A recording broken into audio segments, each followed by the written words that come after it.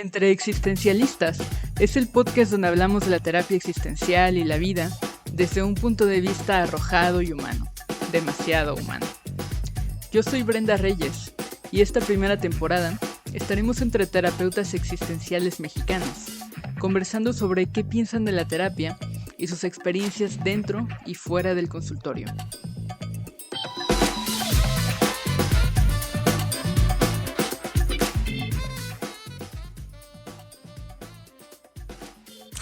Hola, Hola. pues hoy estamos aquí con Jackie Martínez, ¿no? Es el fundador del Círculo de Estudios en Terapia Existencial, terapeuta existencial fenomenológico, ¿no? Expositor internacional, autor de varios libros. Y queremos abrir con este episodio, ¿no? Como esta serie que vamos a empezar. Y bueno, antes que nada, como saludarte, Jackie, ¿cómo estás? Hola, Bren, la verdad bien, estoy contento de que yo participe en tu proyecto porque me parece un proyecto lindo que puede tener un buen alcance y una buena repercusión para dar a conocer a la gente que no siempre conoce la perspectiva existencial. Entonces, me siento agradecido contigo y contento de ser parte de tu proyecto. Gracias. Y bueno, comenzamos con la primera pregunta, como quiero que seamos como breves con esta pregunta porque sé que podríamos estar hablando no solo la hora entera, sino un muy buen rato de ella.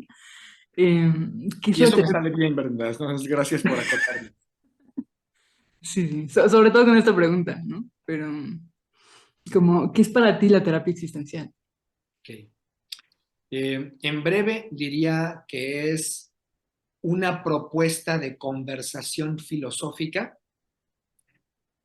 que promueve la comprensión de nuestra condición existencial de una manera humana y cercana, que valora la relación y el encuentro.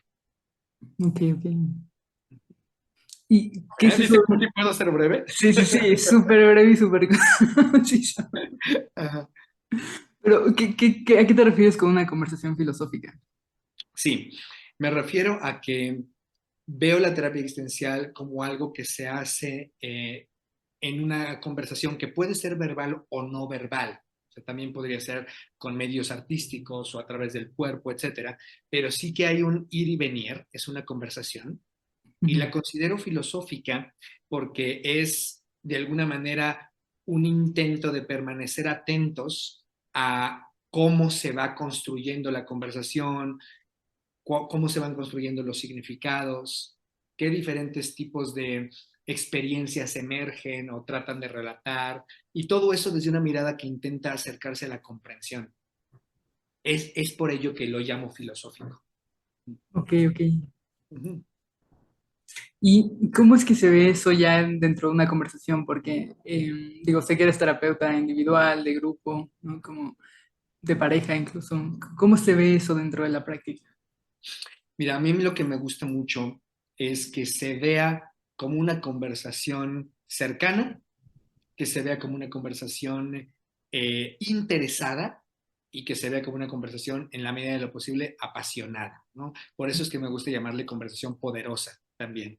Me gusta llamarle así porque es una conversación en donde si tú ves a dos personas teniendo este tipo de conversación llamado terapia existencial, hay una cosa que puede serte evidente de entrada, y es que ambas personas, o el grupo cuando se trata de un grupo, o los tres cuando se trata de una pareja, etcétera, las personas involucradas están realmente involucradas en la conversación, o por lo menos disponibles y dispuestas a estar verdaderamente involucradas. Hay interés, hay un deseo de conectar profundamente con aquello que se está hablando y con las personas que lo están hablando. O sea, no solamente con el tema, sino con la persona que carga el tema. Entonces, me parece que eso es parte de lo que buscamos que se vea y que se sienta, digamos, así como dice la porra de se ve, se siente, ¿no? Que se vea y que se sienta esa experiencia de estar realmente involucrados e interesados en desmenuzar, en comprender lo que está sucediendo, la experiencia que se está narrando y que se está viviendo. Mm, ok, ok. Uh -huh. Vale. Y cuéntame un poco como cuáles serían como tus principales áreas de interés dentro de este mundo de la terapia. Mira, me gusta dentro del mundo de la terapia y que además es muy coherente con la perspectiva existencial, me gusta el tema de la relacionalidad. Es decir, me gusta profundizar en el tema de cómo todos estamos co-construyéndonos unos a otros todo el tiempo. No nada más de manera interpersonal y social, sino también histórica, también con lo material que nos rodea, cómo me construye la silla en la que estoy sentado, la temperatura que me hace vestirme de esta manera hoy, etcétera. Entonces, me gusta mucho poner atención a ese tema, el tema de la relacionalidad, cómo estamos hechos de relaciones. Ese sería uno. Te puedo mencionar dos más. Otro tema que también me interesa mucho es el tema de tener una postura no moral. Y con esto me refiero a una postura que no tenga un ideal de funcionamiento que hay que cumplir. Es decir, renunciar, me interesa poder renunciar y tener ideas que sustenten la posibilidad de poder renunciar a que las cosas tengan que ser de una manera, a que una persona tenga que vivir de una manera, tenga que sentir de una manera, tenga que experimentar de una manera. O sea, poder renunciar a esos ideales que muchas veces nos persiguen, nos pesan, caen con una terrible exigencia sobre nosotros, ¿no? Entonces, quisiera encontrar fundamentos cada vez más, tanto en la conversación como en la teoría, para poder sostener esa postura. Esa es un segundo área que me interesa.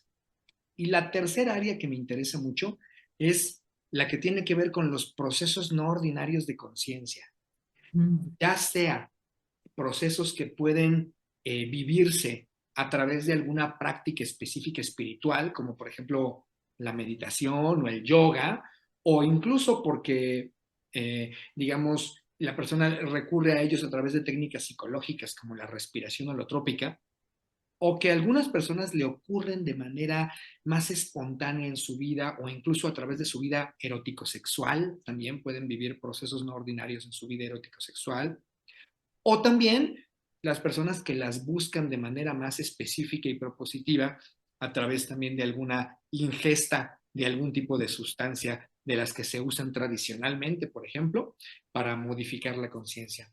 Ese tema también me gusta. Me gusta el tema de cómo se acomoda u organiza nuestra conciencia del mundo, de la realidad, de los demás, de nosotros mismos. Cómo se organiza, cómo se acomoda y cómo puede acomodarse de diferentes maneras en una misma persona.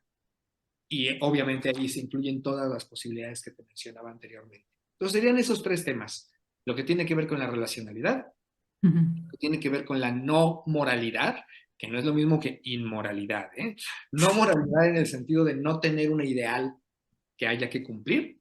Ujú. Y lo tercero, una curiosidad sobre esa posibilidad de la conciencia y sus diferentes tipos de procesos. Ok, ok. Y pareciera que además son tres temas que se llegan a tocar en algún momento, ¿no? Como esta parte de la relacionalidad, evidentemente que está presente en todo, pero también con esta parte de la no moralidad, ¿no? Uh -huh. Y de como de los procesos no ordinarios, como que los ves como eso, como algo que se toca, no necesariamente. Sí, me gusta pensar que son como si fuera un triángulo, cada uno es un lado de un triángulo, ¿no? O sea, se tocan constantemente, se jalan el uno al otro, a veces se incluyen el uno al otro, etcétera. Están siempre constantemente relacionados, porque eso es parte de la relacionalidad, ¿no? Es una posibilidad de Ujú. mirar las cosas, de que todo está relacionado con todo. Entonces, la separación es meramente para poder hablarlo, para poder conversarlo, para poder estudiarlo, reflexionarlo, etcétera, pero en la existencia, en la experiencia, todo eso se vincula constantemente, por supuesto. Ok, ok. ¿Y cómo aparece eso ya dentro de la terapia? Mira, las personas normalmente recurren a terapia, no únicamente, pero Ujú. normalmente, porque atraviesan por una situación que no les gusta, están viviendo una serie de experiencias que de alguna manera les pesan, de alguna manera les son incómodas, dolorosas, etcétera, etcétera. Es normal que una persona llegue a terapia por eso, aunque no necesariamente se queda en terapia por eso. Esto es interesante. Llegan a terapia por eso y muchas veces se quedan en terapia por otras razones. Porque a veces las personas llegan a estar en terapia incluso mucho tiempo más allá de haber resuelto o solucionado aquello que los trajo originalmente a terapia, pero se quedan más tiempo. ¿Por qué? Bueno, yo diría que esto tiene que ver justamente con lo que decíamos anteriormente, porque las personas descubren a través de una reflexión humana, emotiva, cercana y sí, filosófica de su situación, de la situación que los trajo a terapia, descubren cómo está todo relacionado con todo, cómo están hechos de relaciones, descubren cómo están llenos de ideales que sentían como una exigencia que tenían que cumplir y de pronto se dan permiso de cuestionarlo, se dan permiso de decir, ¿y si no tiene que ser así? ¿Y si pudiera ser de otra manera? Y si así como es correcto, tal, y ya así la manera como es la forma como tendría que ser, ¿no? Se permiten cuestionar todo esto y de pronto descubren que eso los coloca en procesos de conciencia no iguales a los de ordinariamente. De pronto descubren que están más atentos a diferentes formas de acomodar su conciencia en su vida cotidiana, diferentes maneras en que su conciencia se abre, se pregunta y discurre y crea experiencias y significados. Y cuando se dan cuenta de todo ello, de nuevo, a través de la conversación, el análisis humano y cercano, y sí, filosófico, de aquello que los trajo a terapia, ¿no? Entonces dicen, quieren más terapia, quieren más de eso, porque eso les permite abrir más su conciencia de maneras diferentes, de maneras más amplias, de maneras que experimentan valiosas, más ricas en ocasiones, etcétera, etcétera. Entonces, creo que eh, lo que me parece más valioso de la terapia es más que por qué llega la gente a buscar terapia, por qué la gente se queda en la terapia. Ajá. Y se quedan a través de descubrirlo por estar trabajando en aquello por lo que llegaron. Ajá. Pero se quedan y eso es lo que me parece más valioso. Ok, ok. ¿Y por qué se quedaría alguien a tomar terapia existencial? Creo que un poco sería justamente porque de pronto al estar tomando terapia existencial descubre que su vida es mucho más rica de lo que había pensado. Y por rica me refiero a llena de múltiples situaciones, opciones, posibilidades, etcétera, porque descubre que tiene un espacio privilegiado, la terapia es un espacio privilegiado para examinar su existencia, su experiencia de manera íntima y al mismo tiempo profunda y además respetuosa. Entonces, descubre todo eso y además le agregaría, porque empieza a tejer junto con su terapeuta una relación que le permite examinar otras relaciones. O sea, la relación con su terapeuta y la posibilidad de examinar la relación con su terapeuta le Ujú. permite examinar otras relaciones en su vida. Y entonces comienza a ver que tiene una herramienta valiosísima llamada terapia existencial para poder vivir su vida con unos ojos más abiertos, con una conciencia más ampliada. Entonces se queda. Mm. Obviamente estoy siendo optimista porque puede ocurrir y de hecho ocurren los casos, ¿verdad? De que alguna persona pues no lo encuentra fácilmente o no hace el suficiente buen química con su terapeuta y entonces deja la terapia, por supuesto, ¿no? O sea, no todo es miel sobre hojuelas. Por supuesto que hay casos en donde la persona o situaciones que la persona prefiere ya no continuar en terapia. Pero yo te puedo decir, Brenda, que yo soy suertudo. Es... Eh, Rara vez tengo espacio en mi agenda para recibir nuevas personas, porque la gente que llega generalmente se queda y se queda mucho tiempo. Entonces, eso a mí me habla de que más valioso que aquello que los trajo es aquello que los hace quedarse, precisamente. Ok, ok. Pensaba también como en qué te ha hecho quedarte a ti siendo terapeuta existencial, como qué es lo que te ha hecho como no moverte hacia otro modelo. Mm. Bueno, mira, por un lado, lo siento que es un modelo que respeta muchísimo quién soy. No es un modelo, al no ser un modelo que intenta ser moral, precisamente, o que intenta ir más allá de la moral, esto no solamente aplica para el caso de los pacientes, aplica también para los terapeutas. Entonces, no siento un peso enorme de moralidad sobre mis hombros que me exija que debo de cumplir con un parámetro, que debo de cumplir con un estándar. Siento, por el contrario, un modelo que me dice, es muy importante que seas tú. Un modelo que me dice, Jackie, lo más importante que le puedes ofrecer a tus pacientes, lo más valioso que les puedes ofrecer, no se llama terapia existencial, no se llama fenomenología, se llama Jackie. Y no porque Jackie sea más importante que Brenda o que Rebeca. No, no, no. Es porque lo más importante que tiene Rebeca, evidentemente, no es Jackie, es Rebeca. Lo más importante que tiene Brenda, evidentemente, no es ni Rebeca ni Jackie. Lo más importante que tiene Brenda es Brenda, ¿no? Entonces, la terapia existencial eso me enseña. Me enseña que lo más importante que tengo para ofrecer es Jackie y que la fenomenología me va a dar elementos para dar Jackie, para aportar Jackie sin invadir al otro, porque el problema es que sin fenomenología, dar Jackie puede ser invasivo, dar Jackie puede ser colonizador del otro, dar Jackie puede ser demasiado pushing, demasiado, sí, como que llega con una tendencia como dominante. En cambio, la fenomenología me ayuda a poder dar Jackie sin empujar, sin colonizar, etcétera, etcétera. Entonces, la fenomenología me libera para poder dar Jackie, que es lo que soy. Entonces, eso me encanta y eso me hace permanecer siendo terapeuta existencial. Y permanecer siendo terapeuta, punto, que yo también encuentro muy valiosas y muy enriquecedoras las reflexiones que tengo con mis pacientes. Aprendo muchísimo. Yo siento que soy mejor ser humano en todo lo que aprendo gracias a mis pacientes, todo lo que ellos y ellas me enseñan, todo lo que ellos y ellas me hacen ver de mí mismo. Entonces, o de la vida, no necesariamente de mí mismo, de la vida en general, de las posibilidades de la humanidad. Cada persona que entra a mi consultorio es una nueva posibilidad de la humanidad. Y entonces mis pacientes me muestran posibilidades de humanidad que quizá de otra manera yo no habría visto, al menos no habría visto tan cercana, ¿no? Tan ahí.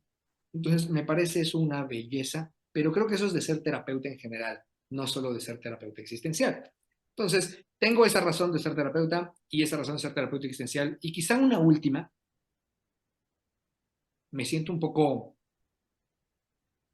incómodo de aceptarla, pero quizás no tendría por qué. Eh, Creo que la labor de terapeuta me da la posibilidad a mí, junto a todos los colegas, de hacer del mundo algo un poquito mejor de como lo encontramos. Nos da esa posibilidad, ¿sabes? Hacer del mundo un lugar un poquito mejor, quizás. No estoy 100% seguro de que lo logremos, pero por lo menos aspiramos a ello. Y eso también me parece algo lindo, tener ese valor, tener esa aspiración. Me llama la atención que dudaras en decirlo, como que te hace dudar de ello. Que no estoy muy seguro de que lo logremos, ¿sabes? O sea, no quiero pararme en el rol o en la actitud de ser terapeuta hace el mundo mejor. Ujú. No estoy tan seguro, ¿no? James Hillman, un junguiano, ¿no? Escribió un libro hace algunos años que se titula 100 años de psicoanálisis y el mundo no está mejor que antes. ¿No? 100 años de psicoanálisis y el mundo no está mejor que antes. Entonces, bueno, creo que puede que tenga razón, ¿no? Puede que sea una ilusión que tenemos los terapeutas de que estamos haciendo el mundo un poquito mejor. Entonces, justo por eso es que no me atreví a decirlo, ¿sabes? Pero la aspiración, por lo menos la aspiración, sí la tenemos. Yo sí la tengo. Ok, ok. ¿Sabes? Me hiciste recordar como esto que decía Rollo May, de que la figura del terapeuta solía aparecer como al final de una civilización, ¿no? Y entonces hablaba un poco de los griegos y de los romanos y de cómo iban apareciendo como estas figuras, que no son exactamente la figura como del psicoterapeuta contemporáneo, ¿no? Pero que sí se le asemejaban, ¿no? Como gente que intentaba como ayudar a otros a conocerse a sí mismos y tal. Y que esto era un signo más de que la civilización estaba decayendo que de otra cosa, ¿no? Y ahí se pone como muy pesimista e incluso pronostica que no nos queda mucho tiempo y tal. Sí, exactamente. ¿Qué, Sí, qué, sí. qué opinas tú de eso? Mira, creo que Rollo May quizás se equivoca en algo. Y conste que estoy diciendo que Rollo May se equivoca. La herejía que estoy cometiendo, ¿no? Pero bueno, creo que a Rollo May le gustaría saber que algunos de sus admiradores pueden pensar que a veces se equivocan, ¿no? Y creo, porque admiro a Rollo May sin duda, ¿no? Eh, Creo que Rollo May se equivoca en pensar que solo aparecen cuando la civilización está decayendo. Me parece que estas personas aparecen a lo largo de toda la humanidad, pero la humanidad no les hace mucho caso hasta que están en decadencia. En el momento en que están en decadencia, empiezan a hacerles caso porque los necesitan, porque necesitan de este mensaje renovador, porque necesitan de este mensaje que invita a revisarse a sí mismos para construir algo novedoso. Entonces, es cuando las sociedades están decayendo que empiezan a ponerles más atención a sus mensajes, pero yo creo que han existido siempre, que el rol del acompañante en el proceso de crecimiento, en el proceso de análisis, en el proceso de preguntarnos quién soy, es algo que ha acompañado a toda la humanidad. Entonces, creo que Rollo May se equivoca en creer que aparecen solo en épocas de decadencia. No, creo que la época de decadencia hace que esas figuras sean mucho más notorias, mucho más. Y entonces eso me hace decir, a ver, ¿qué tan notorias e importantes son los psicoterapeutas en nuestra época? Ujú. La neta, no mucho, ¿eh? O sea, no mucho. O sea, no es que la gente nos haga mucho caso y la gente diga, no, los terapeutas, wow, los psicoterapeutas. No, no nos tienen, muchas veces no nos tienen en tan alta estima. Lo que me dice es que nuestra civilización todavía no ha llegado a la decadencia porque todavía no nos reconocen como algo tan posiblemente transformador como nosotros a veces nos sentimos, ¿no? Nosotros a veces nos sentimos que podemos ser muy transformadores, pero lo cierto es que en la Vox Populi no se nos reconoce tan de esa manera, ¿eh? No se nos da ese lugar. No, no. Quizás es porque nuestra civilización aún no se encuentra en la decadencia suficiente como para voltear a reconocer ese rol que, en mi opinión, está presente desde el principio de la humanidad. Uh-huh. Ok, ok. Uh-huh. ¿Qué tan cómodo te sientes en ese rol, como sabiendo que es un rol un poco como, no quiero decir menospreciado, pero por lo menos sí como ciertamente no ocupamos un lugar tan importante dentro de las consideraciones sociales, un poco? Uh-huh. Hay un libro de Yalom, Ujú. Irving Yalom, no me acuerdo qué libro es. Me parece que es El don de la terapia, ¿m?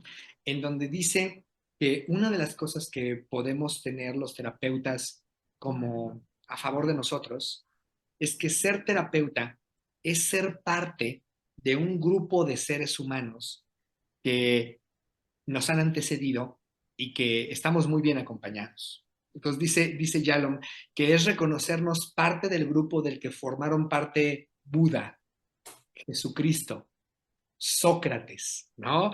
Entonces, esto dice, fíjate, dice, ser parte de este grupo de humanos como Sócrates, como Buda, como Jesucristo, que han creído en la posibilidad de hacer una pausa y detenernos a observar la realidad y ver si podemos construirla de otra manera, comprenderla un poco más, etcétera, etcétera.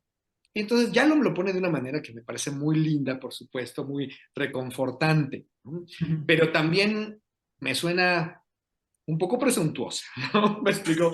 Digo, bueno, está un poco subida de tono, ¿no? El asunto de ponernos a esa altura, ¿no? De Sócrates, Buda, Jesucristo, ¿no? Digo, Sí, sí. wow, es un poco alto el estándar, ¿no?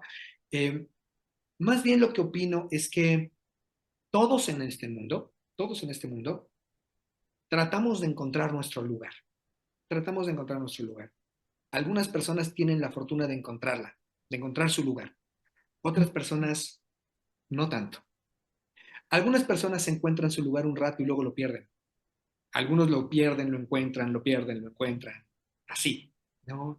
Y creo que algunos terapeutas, hasta el momento, creo que es mi caso, lo encontramos dedicándonos a la terapia. Es, encontramos en esta labor nuestro lugar en el mundo. Yo lo encontré. O sea, espero no sentir, porque como cambiamos y posiblemente cambie con mi vida, ¿verdad? No sé si después voy a sentir que lo pierdo. Pero en este momento y durante los últimos 25 años de mi vida, no, ya 26 años o 27 años de mi vida, ¿no? He encontrado en el lugar del terapeuta, he Ujú. encontrado mi lugar en el mundo. Y eso me gusta mucho, ¿sabes? Me da una gran tranquilidad, me da un sentido, me da una sensación de orden, me da una sensación de que mis valores, tengo una actividad que se empalma bien con mis valores, tengo una actividad que facilita que yo cumpla mis proyectos, tengo una actividad con la cual mis relaciones interpersonales me son favorables. Entonces, he encontrado mi lugar en el mundo. Y entonces desde ahí me gusta ser parte del grupo de terapeutas, porque es un lugar en el mundo que me gusta. Pero no creo que sea mejor ni peor que el grupo de médicos, por ejemplo, ¿no? Ujú. De aquellos que trabajan sanando problemas físicos. Entonces, creo que ese es un lugar en el mundo. O de los que son bomberos, ¿no? Ese es un lugar en el mundo. O de los que son contadores.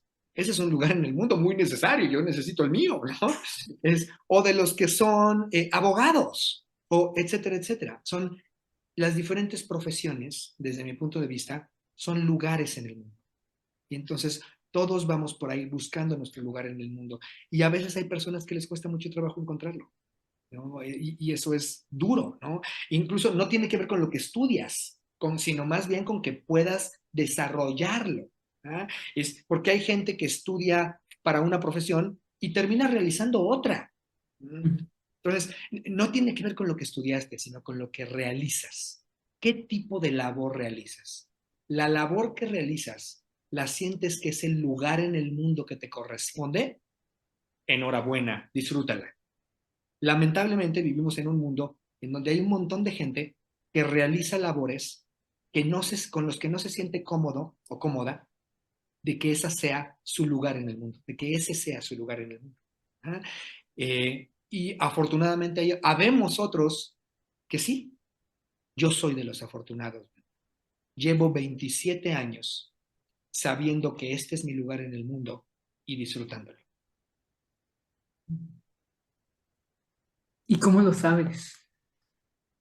Eh, Uno, porque me noto que me agota poco, me siento con muy buen nivel de energía para hacerlo, Ujú. ¿no? Es raro que me agote. A veces sí, por supuesto, pero es muy raro.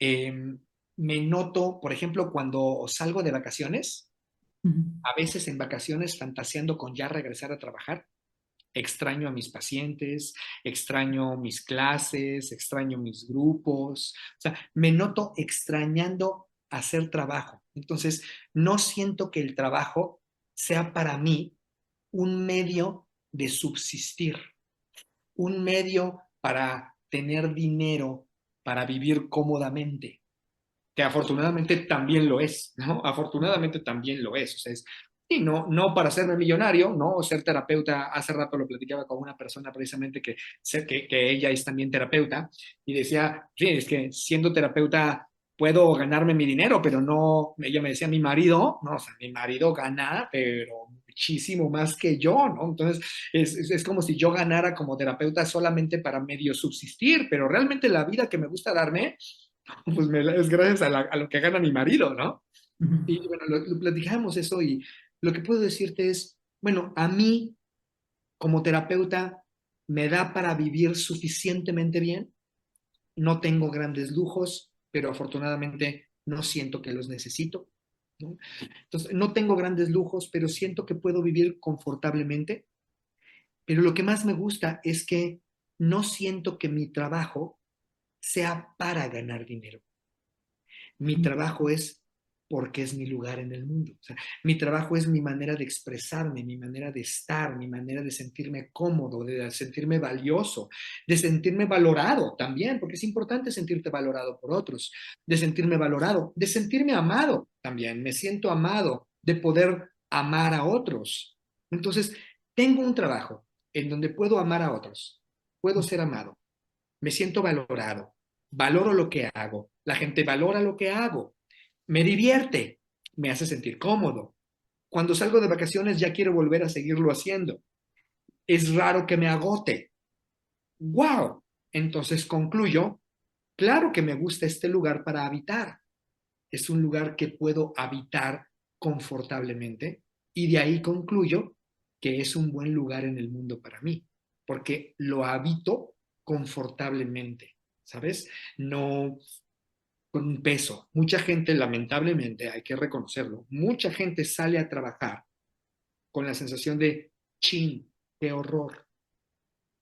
La gente el lunes en la mañana dice, qué horror, ya es lunes. Mucha gente, no toda, pero mucha gente. Mucha gente dice el viernes, ay, gracias a Dios es viernes. ¿Y a qué se refieren con eso? Gracias a Dios es el último día de trabajo. Ya voy a dejar de trabajar al menos durante un par de días. Bueno, yo nunca he experimentado en estos 27 años la sensación de, ay, es lunes, qué horror, me toca ir a trabajar. Tampoco he experimentado nunca la sensación de, es viernes, ay, qué bueno que ya es viernes. Nunca, Brenda, nunca. A veces digo, ay, qué bueno que ya se acabó el día y que ya mañana será un nuevo día porque ya estoy cansado, quiero poder descansar, porque sí, a veces es agotador, pero quiero descansar esa noche para estar el día siguiente, ¿sabes? A veces digo, uy, sí, estoy cansado, y sí, qué bueno que llegó el fin de semana, porque ya quiero que sea lunes y estar descansado el lunes, ¿sabes? Entonces, esa experiencia me hace sentir que estoy habitando una labor cotidiana confortable para mí. Le llamo, me gusta mi lugar en el mundo. Habito el lugar que quiero habitar. Ok, ok. Ojalá que la mayoría de los colegas, incluyéndote, ¿no?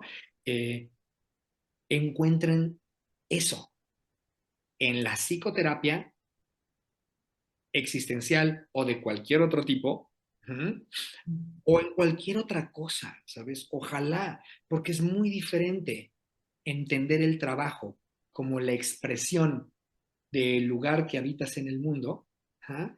Que entender el trabajo como lo terrible, el peso de tener que hacer algo para poder sobrevivir económicamente en este planeta. ¿Mm? O sea, es ojalá tú y ojalá todos encontráramos eso, ojalá. Paradójicamente, no paradójica, curiosamente, la terapia existencial puede ayudar a través de la comprensión de la condición existencial, puede ayudar al otro a que encuentre su lugar en el mundo, justamente. Mm. Ujú. Sí, sí. ¿Sabes? Pensaba que quizás la terapia existencial en particular sea una forma de terapia que se presta poco a que a que trabajes en eso si no sientes que es tu lugar en el mundo, ¿no? Como Mm. creo que podría volverse extraordinariamente complicado como sostenerse ahí. No sé tú qué piensas. No lo había yo pensado hasta antes de que lo dijeras, pero cuando lo mencionas, sí, o sea, me queda bien, ¿sabes? Creo efectivamente que es una de las profesiones, tal vez no la única, pero una de las profesiones, de los estilos en las profesiones, que si no se habita confortablemente, es muy difícil de realizar. Sí, estoy de acuerdo contigo. Ujú. Ok. Y por supuesto que hemos hablado como, o más hablado como mucho de este lado como más positivo y como más lindo, pero querría también como preguntarte por el otro lado, como ¿cuál ha sido un poco como la experiencia más desafiante que has tenido como terapeuta? Mira, lo puedo hablar en dos sentidos. Uno es, quizás en general, lo negativo de nuestra profesión es que tiene un aspecto solitario. Por un lado, eh, aunque hay mucha intimidad en la relación terapéutica, lo cierto es que el paciente se va a seguir su vida y nosotros vamos con un nuevo paciente muchas veces, ¿no? O después nos vamos a seguir nuestra vida, pero esa intimidad que se construye a veces con esa persona es una intimidad que está hecha para ser una intimidad profesional, desde una mirada profesional, y que muchas veces después se pierde.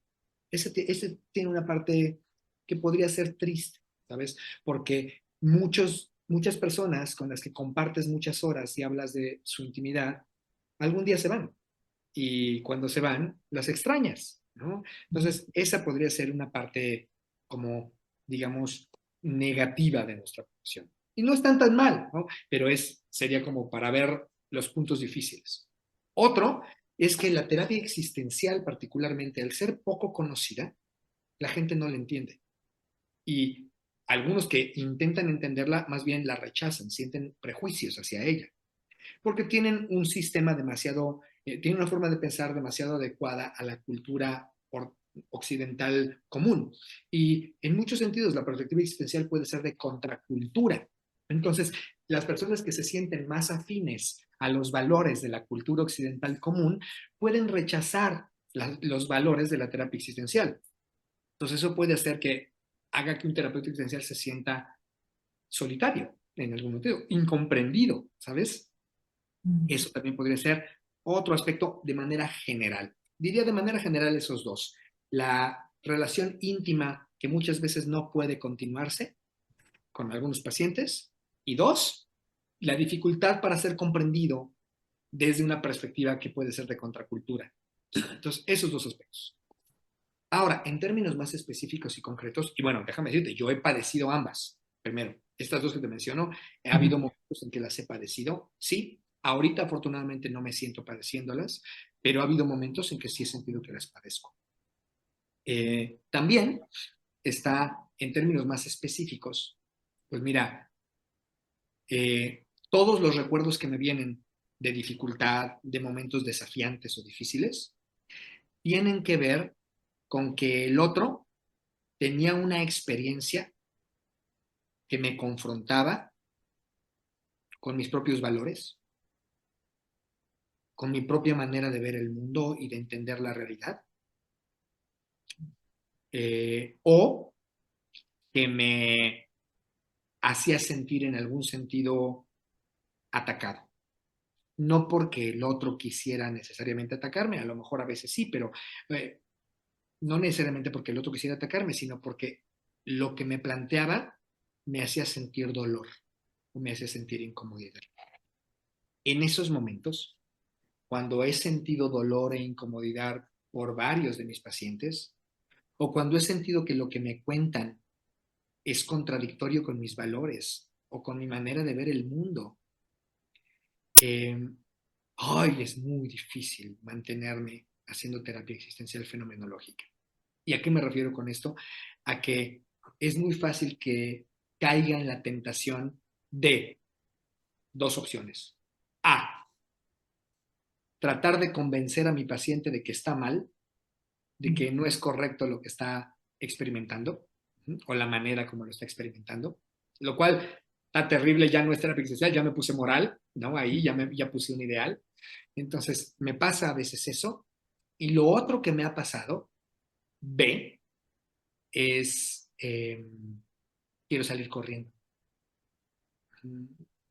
No me siento cómodo, me siento tenso, me siento, sí, con ganas de no ver a ese paciente.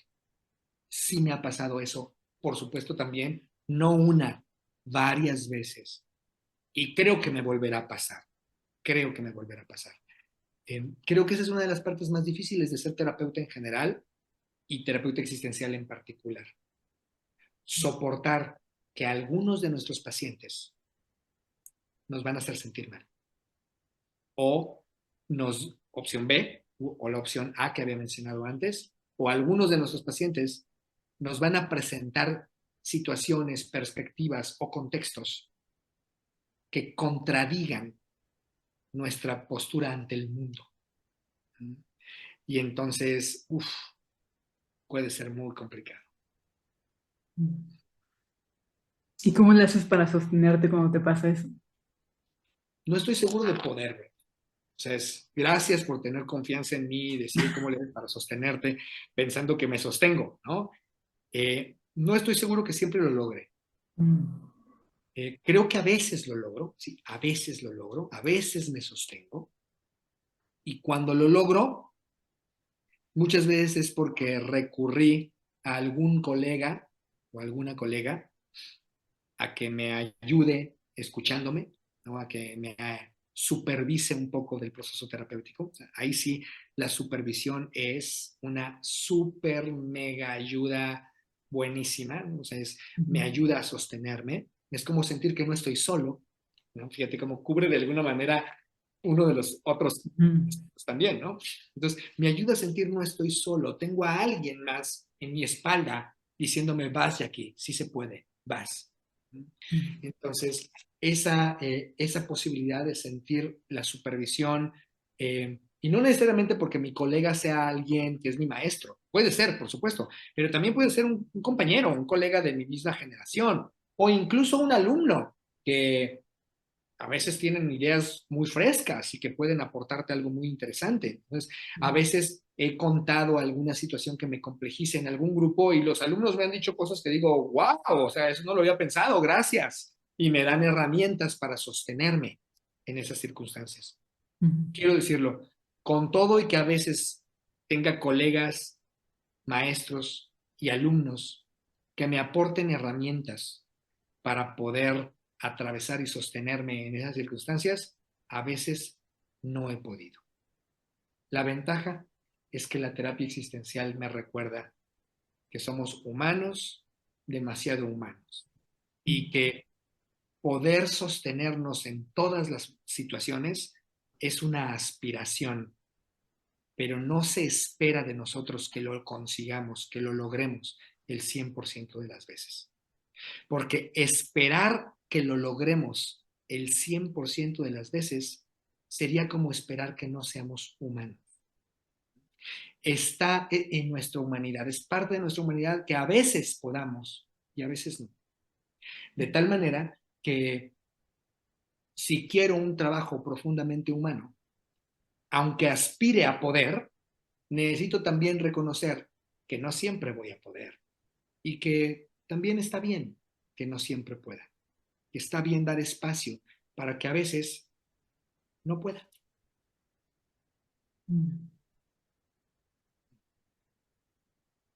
Eso sería más o menos mi respuesta. Sí. Y creo que justo esa parte como que te quita un poco como un peso de encima, como de no esperar como la perfección como terapeuta, que todo tenga que salir exactamente como creías que tenía que salir, ¿no? Exacto, exacto.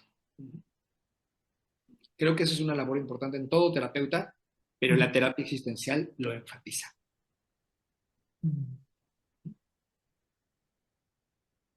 Sí, sí. Y bueno, un poco también querría como preguntarte si has tenido alguna experiencia como paciente, ¿no? Fuera o dentro del modelo existencial, que hayas dicho como que ha sido una experiencia importante, ¿cómo ha sido? Mira, he estado como unos 14 años en terapia uno a uno Ujú. y unos 4 años en terapia de grupo en diferentes momentos de mi vida con diferentes terapeutas. De esos 14 años en terapia uno a uno, 11 fueron seguiditos. Mm. Eh, ¿Con el no, mismo terapeuta? no, con diferentes terapeutas, de diferentes modelos. Y si me pides que te diga cuál es el mejor momento de cada uno de ellos, son 5 terapeutas diferentes. Ujú. Y sí puedo decirte cuál es mi mejor experiencia con cada uno de estos 5 terapeutas. Pero el otro día estaba pensando en eso y me di cuenta de algo, Brenda, que hay algo que esas 5 situaciones radicalmente distintas, las 5, bueno, no radicalmente, distintas, distintas cada una, tienen en común. Y son los momentos que más me gustaron con los 5 terapeutas. ¿Ah? Y te voy a dar ahorita algunos ejemplos, pero quiero mostrarte qué es lo que tienen en común. Lo que tienen en común estos 5 eran aspectos de su humanidad. No era su técnica, no era su conocimiento, su humanidad. Cuando los sentí profundamente humanos. Por ejemplo, tuve una psicoanalista, mi primer terapeuta, y uno de los momentos que más recuerdo es cuando le dije todo lleno de vergüenza y de pena que estaba pensando cambiar de terapeuta. Estaba pensando cambiar de analista porque había ido a un curso con otra analista y la otra analista me había fascinado y estaba pensando en cambiarme de analista. Y yo llegué así con un montón de miedo con mi analista. Y mi analista reaccionó diciéndome, ¿sabes? Creo que eso nos va a pasar muchas veces en la vida. A ti, a mí, a todos. Esto es una vez más. Lo entiendo. Creo que tú y yo y todos tenemos derecho de buscar aquello que necesitamos y queremos. ¿Encontraste algo que sientes que buscas y que necesitas? Ve tras él. Y pues sí, probablemente no sea fantástico para mí, pero ve tras él. ¿Sabes? Me encantó eso, me hizo sentir tan bien. Es lo que más recuerdo de 8 meses de psicoanálisis. ¿No? Es ese momento, ¿sabes? Y luego fui con otra psicoanalista, con quien me quedé 2 años y medio, y ella, en algún momento recuerdo haberle contado algo que me costaba muchísimo trabajo y que de pronto lo conseguí. Y ella de pronto me dijo cómo se sentía eh, culpable porque estaba sintiendo orgullo de que yo lo hubiera conseguido y sentía que había una parte de que yo lo hubiera conseguido que se debía a nuestro trabajo juntos y que sentía un orgullo de eso y que se sentía culpable de estar sintiendo orgullo por eso. Ajá. Y ese comentario que me hizo verla tan humana, me fascinó. Es el mejor momento de 2 años y medio de terapia. Imagínate. Ajá. Mi siguiente terapeuta, con el que estuve 4 años en terapia.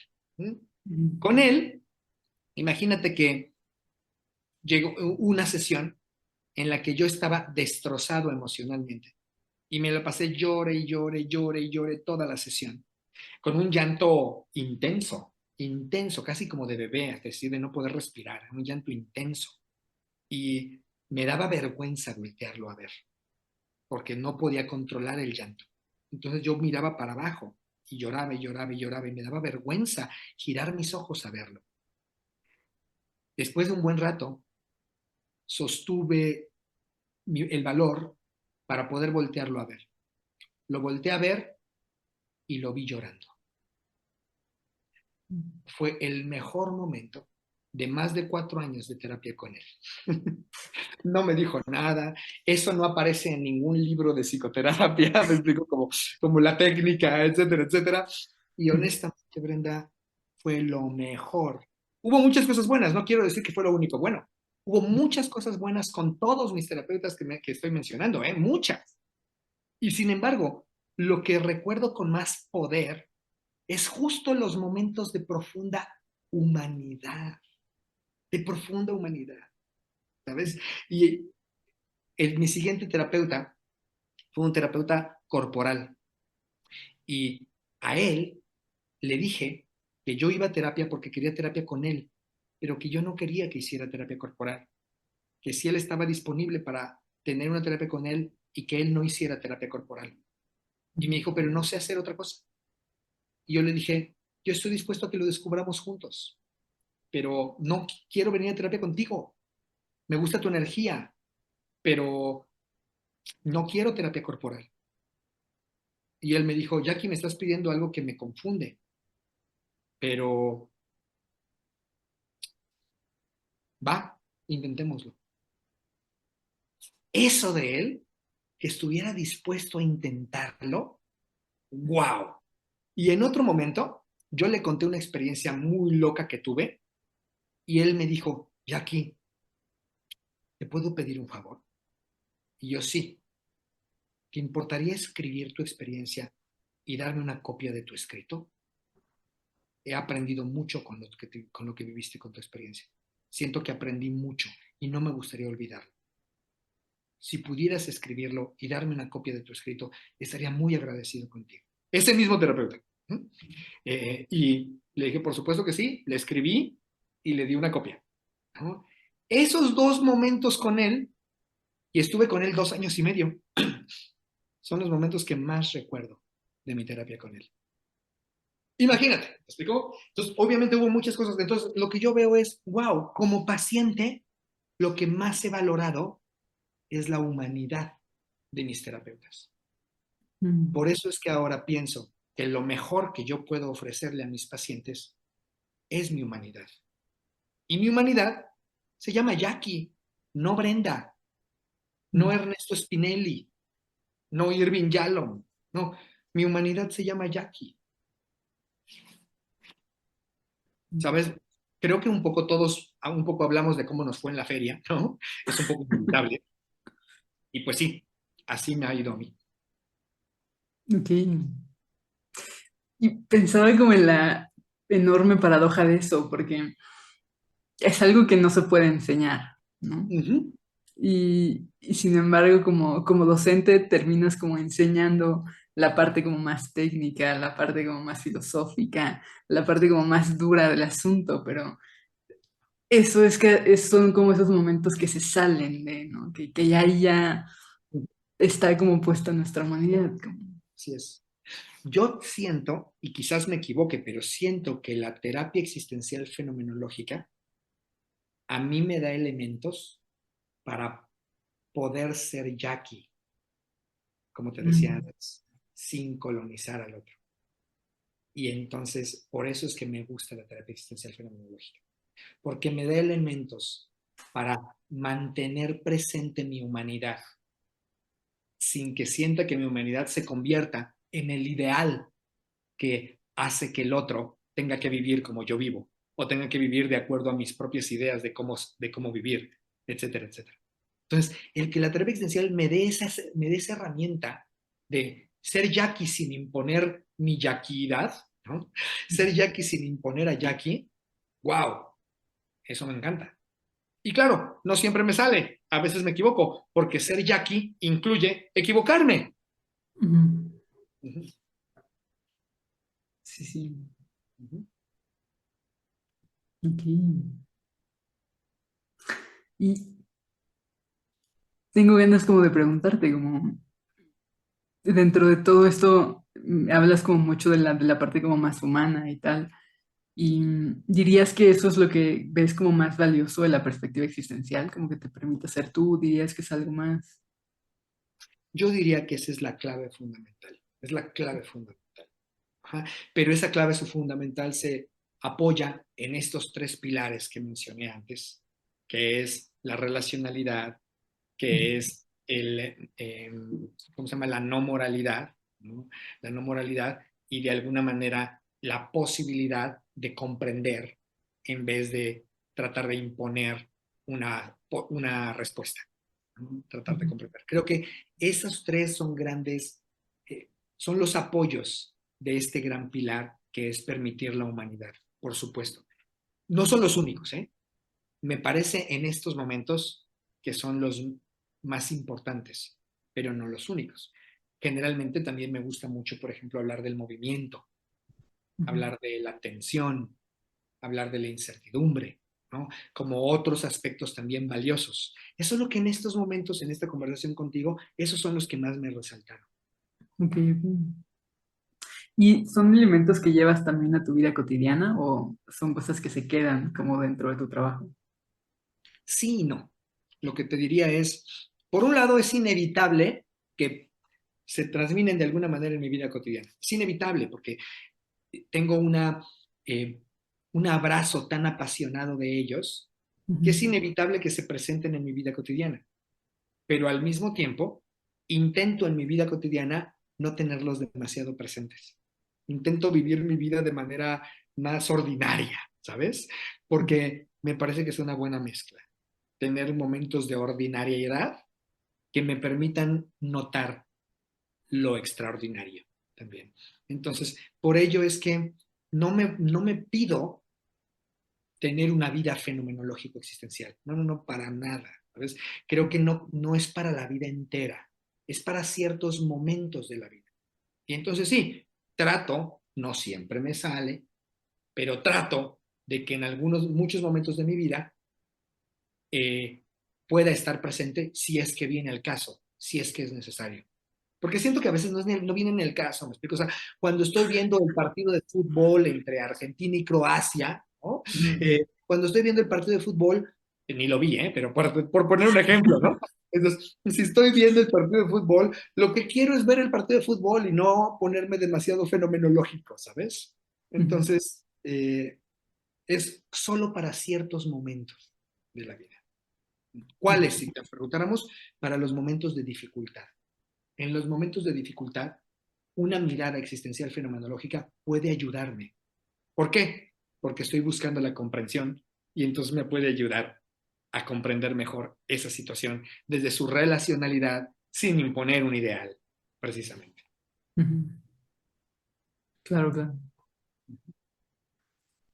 Y bueno, un poco también como para ir como cerrando esto, tengo como unas dos últimas preguntas que me gustaría hacerte.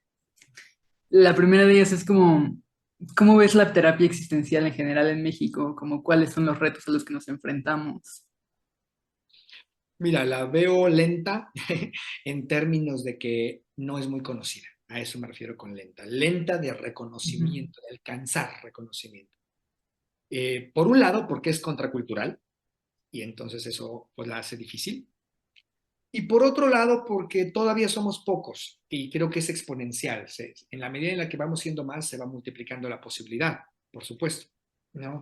Eh, Creo que vamos hacia allá, hacia un mayor reconocimiento, pero más lento de lo que me gustaría. O sea, creo que en México cada vez hay un mayor reconocimiento de la terapia existencial, sí, pero todavía es un 1% comparado con todas las demás, ¿no? O ujú. bueno, no todas las demás, con muchas otras.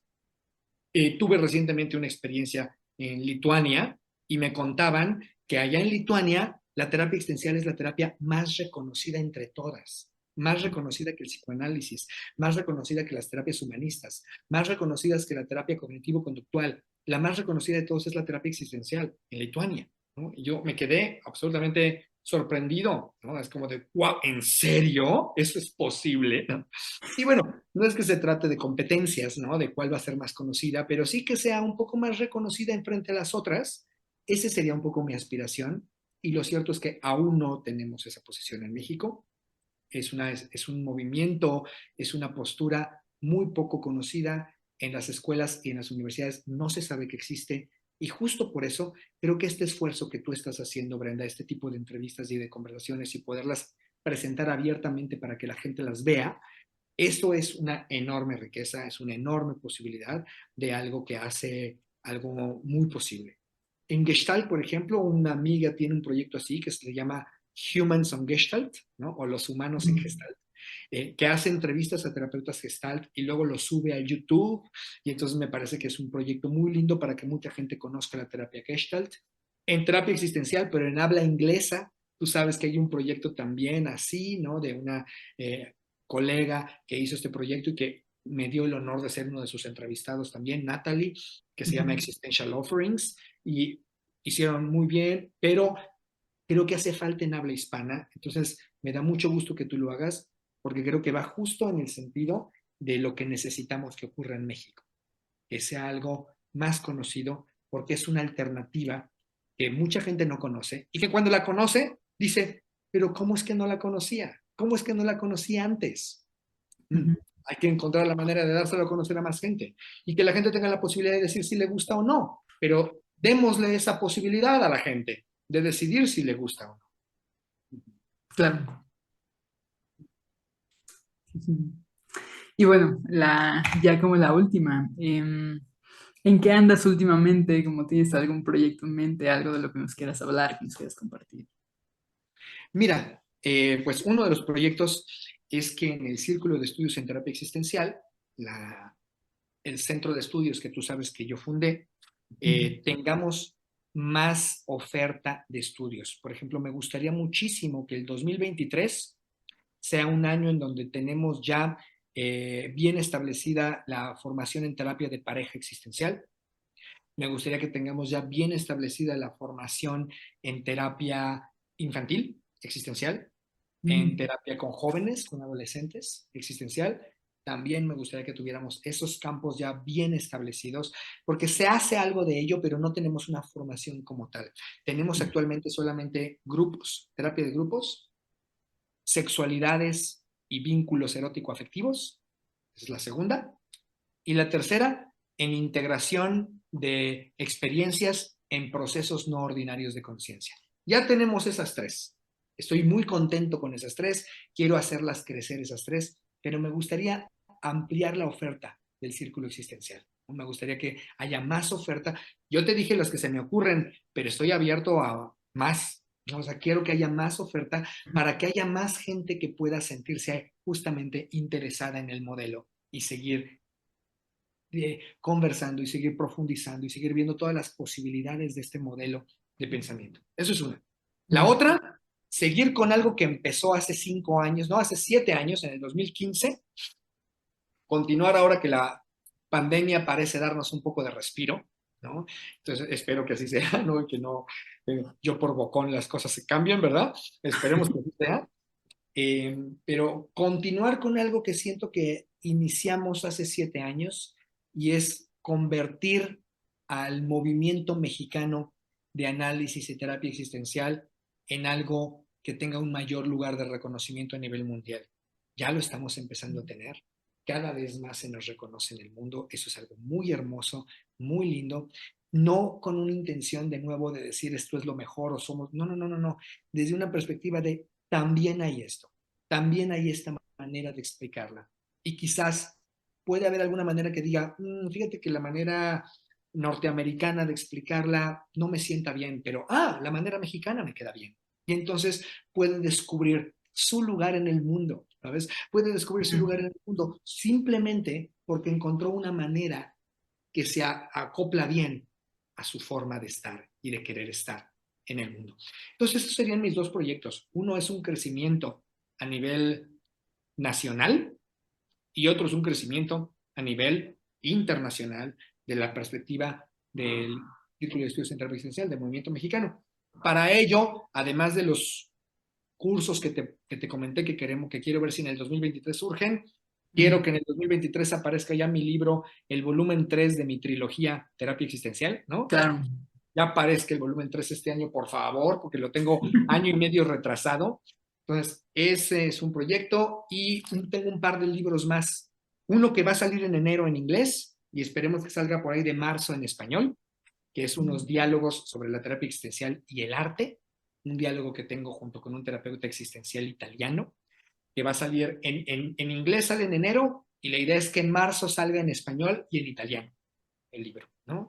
Entonces, ese proyecto, y también un proyecto un libro colaborativo entre 12 terapeutas de diferentes países sobre los retos de la terapia existencial, precisamente, donde yo soy uno de los editores y escribo un artículo en ese texto. Entonces, tenemos ese proyecto que a ver si puede salir para finales del 2023 o principios del 2024, ese texto. Esos serían por ahora los proyectos, Brent. Ok, ok. Pues sí, gracias por compartirlos. Con mucho gusto. Y bueno, evidentemente a todo lo que ya hacemos, seguirle dando fuerza. Claro, claro. Uh-huh. Pues Jackie, muchísimas gracias por tu tiempo, por esta entrevista. Muchas gracias, Ben, también la he disfrutado. Gracias por la oportunidad de poder compartir mi pasión y de compartir la pasión también tú y de que ambos queremos que esta pasión se comparta con más gente que puede tenerla como una posibilidad. Y entonces que tu proyecto sirva para eso es grandioso. Muchas gracias por tu proyecto. Gracias, gracias. Antes de que se me olviden, ¿a dónde te puede encontrar la gente como en internet? Bueno, tengo mi página web Ujú. personal, es Jackie Andrés Martínez, ¿no? Jackie, ya saben, con Y y con Q, así como lo pueden ver en el identificador del Zoom. Jackie Andrés Martínez. Así está mi página web, jackieandresmartinez.com. Esa es una opción. Otra opción es a través del Instagram. El Facebook ya casi no lo uso, no lo veo más que como una vez cada 2 meses, entonces es mejor el Instagram. Ese sí lo reviso 2 o 3 veces por semana. En el Instagram estoy como @JackieExistencia. @JackieExistencia es como estoy en el Instagram. Y bueno, en la página web tienen manera de mandarme un mail porque ahí hay un espacio para el contacto. Entonces pueden mandarme un mail, pero bueno, mi mail es jackie@circuloexistencial.org. jackie@circuloexistencial.org. Círculo, ya sabes, sin acento en la I, porque en el internet no, los acentos no van, entonces círculo sin acento. Y también esa es la página web del CIREX, del Círculo Existencial. Es círculoexistencial.org. Y pues también por la página del Círculo Existencial pueden encontrarme también. También muy gracias por dar esa opción a que la gente pueda conectarse. Sí, sí. Pues muchísimas gracias y nos estamos viendo. Seguro, bien. Gracias. Chao.